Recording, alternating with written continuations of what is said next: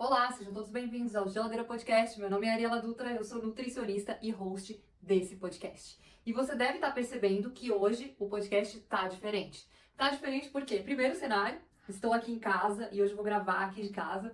E um outro ponto que é bem diferente é que hoje eu tô sozinha. Muitas pessoas me falam, Ari, por que você não traz um paciente teu, alguém que já vivenciou o processo junto contigo, para contar a sua história no Geladeira, né? E eu tenho muito esse desejo.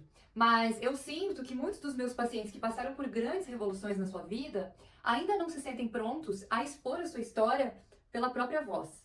Porque sim, cada um tem o seu processo e o seu tempo, né, gente? Sempre que eu convido alguém, são pessoas que já estão aí nas redes sociais ativamente, que já estão acostumados a se expor aqui nas redes sociais. Muitos dos meus pacientes não estão assim, tão expostos, mas não é por isso que essas pessoas não têm grandes histórias para contar sobre si mesmas. E é por isso que hoje, gentilmente, eu peço licença a essa paciente, porque sim, ela vai saber que eu tô falando dela, para contar a sua história anonimamente. Talvez você possa sim se identificar, porque muito do que ela viveu e muito do que ela atravessou no seu processo, talvez você já tenha vivido, ou esteja vivendo, ou ainda vá passar por isso quando você escolher ou decidir melhorar a tua saúde. Hoje eu vou contar aqui a história da Maria. A Maria tinha 32 anos e ela estava presa em um ciclo implacável. Todas as noites ela tinha uma paixão noturna incontrolável: os doces. Sim, era só o sol se pôr que ela tinha uma vontade descontrolada de comer doces, um bolinho, um carboidrato, um açúcar. E ela tinha um cúmplice. Sim, ela tinha um cúmplice, um aplicativo de pedir comida. Gente, esse cúmplice era um desafio grande para Maria, porque era muito fácil convocar o seu cúmplice e em alguns minutos ela tinha na sua porta o que ela queria, que era um doce. Um doce, um carboidrato, uma pizza, um hambúrguer, tudo o que fosse possível. Era só cair ao final do dia, junto com o cansaço do dia todo, vinha essa vontade. Para complementar, cada TPM, o desafio parece que aumentava. Sim, a vontade de comer doce se ampliava, além do cansaço das dores, que ficavam praticamente insuportáveis. Então eram muitos analgésicos. E o sedentarismo, que já era comum em fases do ciclo, na fase da pré-menstruação, era maior ainda. E isso de se tornar uma pessoa ativa, que muita gente fala, se tornava quase algo inalcançável para Maria, porque, sinceramente, nesse flow ficava difícil. Contudo, teve uma situação que fez a Maria parar e refletir.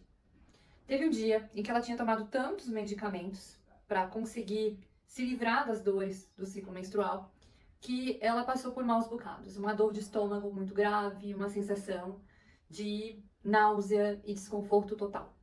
Então, ela se deu conta que esse ciclo vicioso de alimentação relacionado com o consumo de açúcares e carboidratos estava não apenas sendo um capricho, uma vontade, mas isso estava também relacionado com alguns desequilíbrios biológicos e fisiológicos dentro do seu corpo, que estavam desencadeando todos esses desequilíbrios.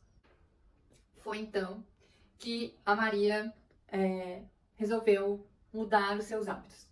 E daí, em uma das nossas conversas, eu sugeri logo no início, assim, Maria, vamos fazer o seguinte: quanto mais frutas você comer, menos você terá uma vontade excessiva de comer doces. Então, assim, a gente mantém algumas coisas que já não estão lá muito boas, mas vamos simplesmente, ao invés de excluir as coisas, incluir frutas. Então, na inclusão dessas frutas e fibras, a gente conseguiu dar uma estabilidade para aqueles picos de fome que aconteciam com a Maria quando ela comia carboidratos simples ou doces e logo em seguida ela teria um down, né, uma queda glicêmica. Então, ela passou a não ter tantos downs, tantas quedas glicêmicas, comendo frutas intermediárias. Então, a gente colocou ali uma fruta no meio da manhã e uma fruta no meio ali da tarde. Logo depois do almoço, assim, ela almoçava meio-dia e meia, 1 hora. Às 2 horas ela comia uma fruta. Ah, não, mas eu não tenho fome. Mas come a fruta, porque não tem fome às 2, mas se chegar às 4 sem comer a fruta, vai ter muita fome. Então, essa foi uma estratégia muito positiva entre eu e ela. E nós conseguimos ali estabelecer um acordo, que é: tudo bem se tiver vontade de comer doce, mas vai ter comido a fruta, o que a fruta vai amenizar. Então, incluindo essas frutas, a gente conseguiu trazer um pouco de estabilidade para a rotina da Maria. Isso de uma forma muito leve e muito sutil. Aí a gente teve um outro ponto que ajudou bastante a Maria também. Foi o ajuste do ciclo circadiano. que nada tem a ver com alimentação, num primeiro momento. Que seria o quê? Vamos combinar de acordar 30 minutos mais cedo e dormir 30 minutos mais cedo. Nada radical. Para quem dormia às 11h30 da noite e dormir às 11. Para quem acordava às 7h30 da manhã, logo correndo, ia acordar às 7. Então a gente começou a trazer o seu despertar para mais cedo e o seu repouso para mais cedo também, ajustando assim o ciclo dela com o dia e a noite. E nesse despertar mais cedo, ia ter a possibilidade de um café da manhã com mais tempo. Porque 30 minutos de manhã, gente, parece e é bastante tempo. 30 minutos mais cedo possibilitou que a Maria tomasse um café da manhã que fosse um pão com ovo. E antes ela não tomava café da manhã. Então a Maria passou a tomar café da manhã. Café da manhã, uma fruta no meio da manhã, uma fruta no meio da tarde. Almoço, janta, continuou igual. E o lanchinho, que era a vontade de comer doce, permaneceu. A gente só fez algumas mudanças nos tipos de doce que era. Mas assim, tinha uma coisa que a Maria amava. Essa era a verdade. Um bolo que agora ela vai saber. O bolo se chama bananinha. É um bolo que vende muito aqui em Floripa, que é um bolinho de banana com farofa. Banoffee. Banoffee é o nome do bolo. É isso, bananinha. Sabia que era com banana? É banana, doce de leite e uma farofa de açúcar em cima. É puro açúcar. Mas ela dizia, Yari, tem banana, tem fruta. Eu falava, ok. Então, olha só. Como ela gostava muito desse doce, e esse era um doce que ela pedia muito no aplicativo de pedir entregas, a gente combinou que ela ia comer esse doce 3 vezes na semana. 3 vezes na semana ia ter a banofinha, ela não ia ficar sem a banoffee. Só que em outros dias a gente ia colocar alimentos que têm o sabor doce, que ela gostava do doce nesse momento, só que com uma qualidade um pouco melhor, com uma concentração de fibras. Então, ensinei uma panquequinha de aveia, ovo, aveia, cacau, tal, pasta de amendoim, era uma opção, e assim foi indo. E ela foi mudando. E daí teve uma fase nessa nossa parceria juntas, que foi, agora vamos tentar reduzir o doce nesse horário, porque o paladar e o cérebro estavam muito acostumados a receber algo doce nesse horário. E daí foi quando eu tracei a estratégia. Vamos fazer o seguinte, a gente vai comer doce 4 vezes na semana, 3 vezes na semana vai ser um lanche da tarde salgado. Porque o cérebro precisa entender que não é sempre que ele ganha o que ele quer. E foi assim. A gente começou a fazer o quê? Sabe o pão com ovo de manhã? Era pão com ovo de tarde também. Era salgado. Tinha carboidrato? Tinha. Pãozinho integral, fermentação natural, fermentação longa. Mas ele não estimulava aquele sinal do cérebro de que tá na hora do meu docinho, tá na hora do meu docinho. Então a gente começou a alternar. Não é sempre que tem doce, às vezes tem doce, às vezes tem salgado. Então não é bem assim, ela passou a ter o controle da sua gestão ali de vontades à tarde. E quando uma mulher consegue resgatar o controle sobre o seu próprio apetite, minha filha, ninguém mais segura, entendeu? Ninguém mais segura. Porque daí ela percebeu que muitas das vezes que ela queria comer o doce, não é porque ela realmente queria comer o doce, é porque ela estava habituada a comer o doce e porque o seu cérebro sempre vai buscar conforto. A gente sabe tudo que a coach fala, né? O cérebro sempre vai buscar o conforto. A Maria começou a se aventurar pelo processo de autoconhecimento. Sim. Quando ela começou a entender que a alimentação, essas vontades de comer doce, essas dores do ciclo menstrual, esses picos, essas oscilações, não estavam apenas falando de uma alimentação desequilibrada, estavam falando de um ecossistema, de um lugar interno em desequilíbrio também, onde o seu corpo estava pedindo alguns nutrientes que estavam faltando. Então a gente viu nos exames que existiam ali muitos déficits, né? Um dos grandes déficits da Maria eram ferro, cromo, vitamina B12 e vitamina D. Então a gente viu que esses minerais que estavam em déficit poderiam estar gerando cansaço crônico, poderiam estar gerando cólicas excessivas, poderiam estar gerando oscilações emocionais e psíquicas, poderiam estar gerando esses desconfortos e esses picos, né? A gente via também nos exames que a Maria, ela tinha uma hemoglobina glicada, uma concentração ali de 5,1. Então, assim, não estava muito ruim já. Encontrei pacientes com 5,5, 5,6 na hemoglobina glicada, 5,1. Mas uma insulina e uma glicose, né, uma glicemia em jejum, também desequilibrados. Então, nesse momento, a gente percebeu que a gente precisava ainda mais, além de reduzir os carboidratos, reduzir os açúcares, né? E não é fazer uma dieta totalmente zero carbo, mas é ter carboidratos de boa qualidade, um arroz integral, um macarrão integral, batatas, aipim, o pão integral. Então, assim, não é cortar o pão, mas ter os alimentos integrais, comer frutas e vegetais, ter vegetais na alimentação, para que a gente conseguisse equilibrar essa glicemia. E ter um bom aporte de proteínas também.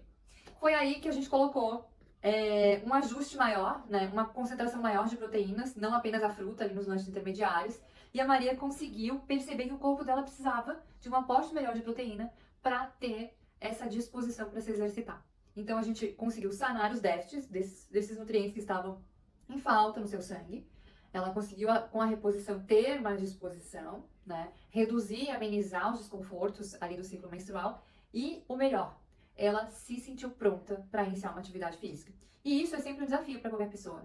Porque, assim, quando a gente está nesse loop de autossabotagem, que é a vontade de comer doce, vem, você come o doce, aí você fica chateada com você mesma, aí você dorme tarde, daí você acorda tarde, daí parece que perde o bonde, vai tudo correria no dia todo, e daí a fome vem junto. Esse flow, ele te pede tomar uma decisão positiva em relação à tua alimentação.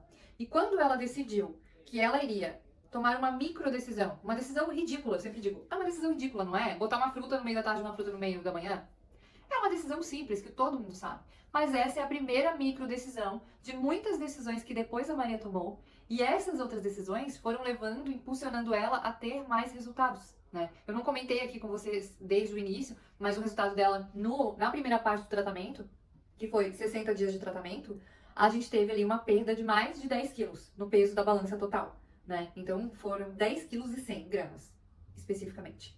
E esse processo foram 2 meses. 10 quilos, ou seja, 2,5 kg a cada 15 dias, mais ou menos, né? O que acontece? Claro que no início tem uma perda bastante alta de água, depois a gente tem um processo de ajuste, né, bem importante.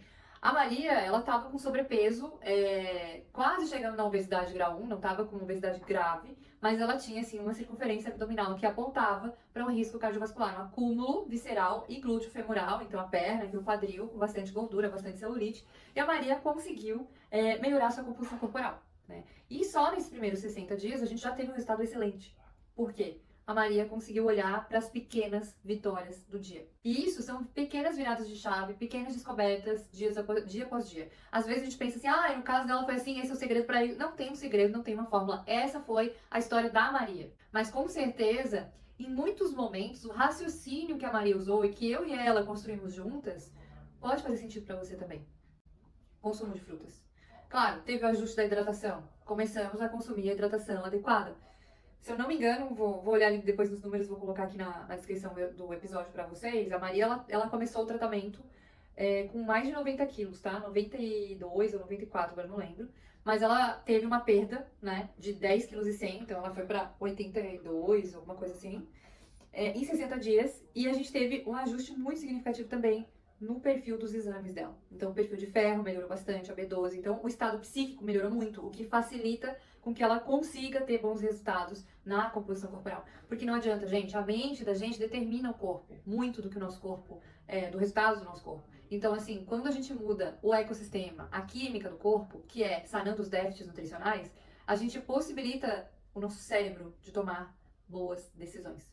E essa é a chave, esse é o pulo do gato. Mas não é só isso. Além de todo esse processo de autoconhecimento que a Maria vivenciou, tanto na sua jornada de melhorar a sua relação com o seu corpo, de entender o impacto de pequenas decisões no dia e de estabelecer as suas rotinas, os seus rituais para manter essas decisões, fazendo com que tragam mais prosperidade para a sua saúde, a Maria, nesse processo, teve um despertar muito brilhante em relação à sua profissão. E isso acontece com muitas mulheres que eu acompanho dentro do consultório. Ela passou por uma fase de transição de carreira e a Maria começou a empreender com o que ela realmente gosta. Até que a gente consiga palpar o nosso propósito de vida, a gente precisa antes se curar em alguns processos. E a Maria vivenciou isso, assim como eu vivenciei isso. De me curar nos meus processos, de entender que os meus relacionamentos poderiam intoxicar outras áreas da minha vida. E a Maria, assim como eu percebi isso em mim, ela percebeu nela mesma. Que se ela não estabelecesse processos e rituais de autocuidado com ela mesma, ela provavelmente viveria um ciclo de cansaço e exaustão e de descontentamento com o seu serviço, com o que ela entregava para o mundo.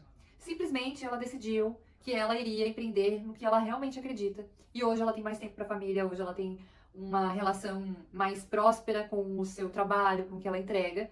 E ela tá numa jornada muito linda e eu sou muito feliz por ter conhecido essa mulher incrível e por ter acompanhado esse processo, né? Esse processo não durou 60 dias, eu quero deixar isso bem claro. Esse processo se iniciou nessa primeira fase de 60 dias, onde eu atendo as pessoas quinzenalmente, porque no início do processo é onde acontecem as dores, é onde o cérebro luta contra, é onde a gente às vezes pensa em desistir. Então, nos primeiros 60 dias, eu acompanhei ela quinzenalmente, depois a gente fez um acompanhamento de mais 4 meses, uma consulta no mês, então foram 6 meses, e depois a gente ainda fez mais 3 consultas no ano, então o processo total durou aí 1 ano e meio, sim. A Maria hoje está num processo de muita estabilidade, de muita autonomia, né? Ela vai na consulta para verificar os seus exames e fortalecer os acordos que ela fez com ela mesma. Então, esse é um ponto muito importante, que a gente consiga sempre cumprir os acordos que a gente fez com a gente mesmo. Quando a gente dá a nossa palavra para alguém, é muito importante, mas quando a gente dá a nossa palavra para nós mesmos, é mais importante ainda. Então, espero que a história da Maria possa ter te inspirado. Espero que a gente possa se inspirar cada dia mais em histórias reais, como a da Maria, como de outras pessoas que estiveram aqui no Geladeira. E se a Maria quiser vir e contar a sua história aqui pessoalmente, eu vou ficar muito feliz. Enfim, eu acredito muito no poder das histórias.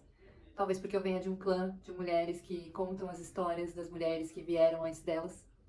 E talvez porque eu me sinta sempre muito abençoada nesse lugar de quem aprende a todo momento com todas as pessoas. E porque a inspiração, ela traz esse loop que é de crescimento, de entender que a gente nunca tá pronto, que a gente nunca chegou onde a gente já deveria ter chegado. A gente tá sempre num caminho, então que a gente possa aproveitar esse caminho. É isso. A gente se vê na próxima. Tchau, tchau!